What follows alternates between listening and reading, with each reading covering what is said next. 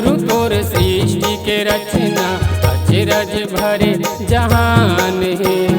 धन धन बाबा तोर सृष्टि के रचना अचरज भरे जहान है। सतमा धरती खड़े सतमा आकाशा, सतमा धरती खड़े सतमा आकाशा, सत्य के भारी परमान है।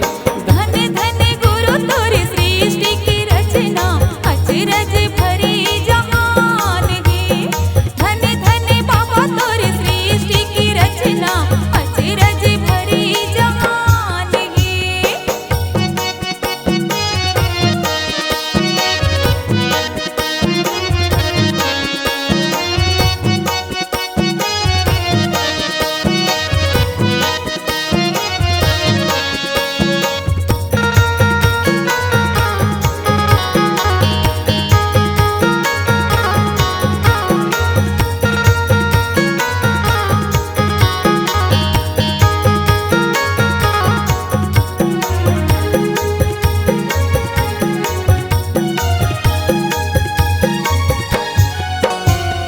लाखों करोड़ों हंस गुरु निर्मय हो, धरती के कण कण में सत्य समय हो।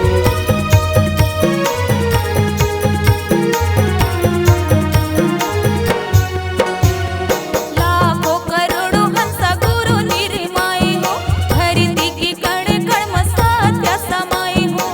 सब जीव ले बढ़ के सद्गुण भर के, सब जीव ले बढ़ के सद्गुण भर के, श्रेष्ठ बनाए इंसान है। धन धन गुरु तोर सृष्टि की रचना अचरज भरी जहान है।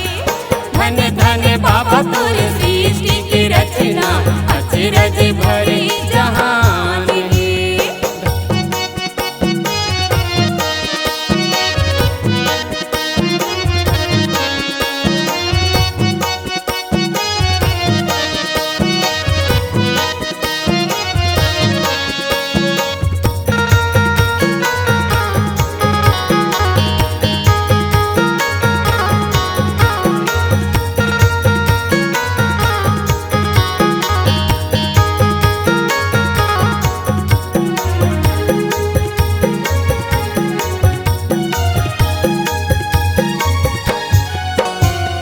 मालिक हवा एक संत नाम है अनेक, नोह झुठला बारी संत आँखी मदे।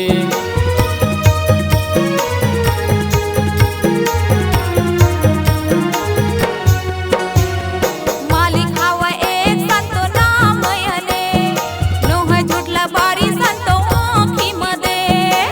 मालिक है एक संत रस दया ने, मालिक है एक संत रस दया ने, मालिक है एक संत मान ले।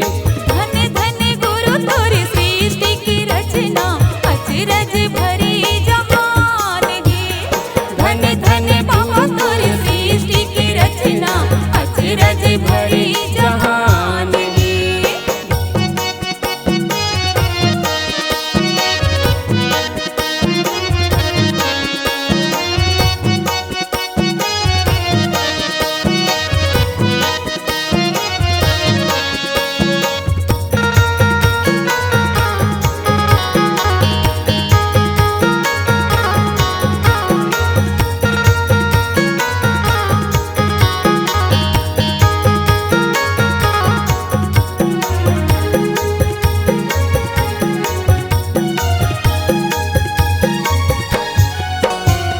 सत्य से बढ़ के कोनो नहीं है देवधामी, जेकर महिमा हव गया गामी।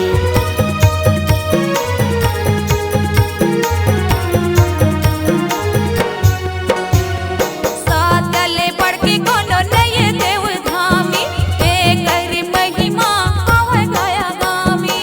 सद्गुण सार है महिमा अपार है, सद्गुण सार है महिमा अपार है, गुरु के ऊंचा स्थान है। धन धन गुरु तोर सृष्टि की रचना अचरज भरी जहान है। धन धन गुरु तोर सृष्टि के रचना अचरज भरे जहान है। धन धन गुरु